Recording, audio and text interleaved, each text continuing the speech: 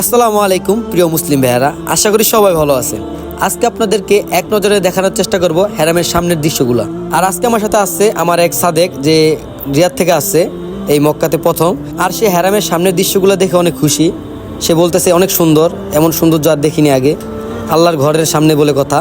আর আজকে আপনাদের একটু কলেক্টরের বিষয়ে ধারণা দেওয়ার চেষ্টা করব। আরেকটি কথা, আজকে আমার সাদেক বলতেছে এখানে যে হোটেলগুলো আছে এই হোটেলগুলো অনেক সুন্দর। তাকে আমি বলছি এই হোটেলগুলো শুধু সুন্দর না, এগুলো বিশ্বের ভিতরে একটি নামকরা হোটেল প্রত্যেকটা। এখানে প্রত্যেকটা হোটেল 7 স্টার, যেগুলো অনেক উন্নত মানের। অনেক দূর দূর থেকে এখানে মানুষ আসে আল্লাহর ঘর দেখতে, আল্লাহর ঘর তাওয়াফ করতে। আর ভিডিও বেশি বড় করব না, অবশ্যই ছোট করব, আপনারা পুরোটা দেখে যাবেন। এই যে এখন আমি আসি বাবুল উমরা গেটের সামনে। এখানে এই যে আমার দেখছেন সাদেক, আর পিছনে আলো কলেক্টর ছেড়ে চলে আসছি। আপনারা একটা কথা অনেকেই জানেন না, সেটা হলো কি, এই আমাদের পিছনে যে কলেক্টর আছে, কলেক্টরের চাঁদেও কিন্তু লোক থাকা যায়। এখানে 6টা ফ্ল্যাট আছে।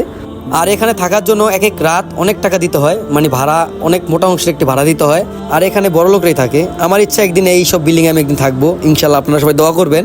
আর আপনারা সবাই জানেন ইসলাম ধর্মের মূল প্রাণ কেন্দ্র এই মক্কা। অবশ্যই আসবেন, নিয়ত করবেন, নিয়ত কবুল করার মালিক আল্লাহ। অবশ্যই আসবেন। আর আমি যতটুকুই পারতাছি আপনাদের দেখানোর চেষ্টা করতেছি। আপনারা না আসলে নিজের চোখে এত সুন্দর দৃশ্য দেখতে পারবেন না। তো প্রিয় মুসলিম ভাইয়েরা, আজকের মতো ভিডিওটা এখানেই শেষ করতেছি। আর আপনারা অবশ্যই মক্কার আরও কিছু দেখতে চাইলে অবশ্যই কমেন্ট করবেন কি দেখতে চান, আমি দেখানোর চেষ্টা করব।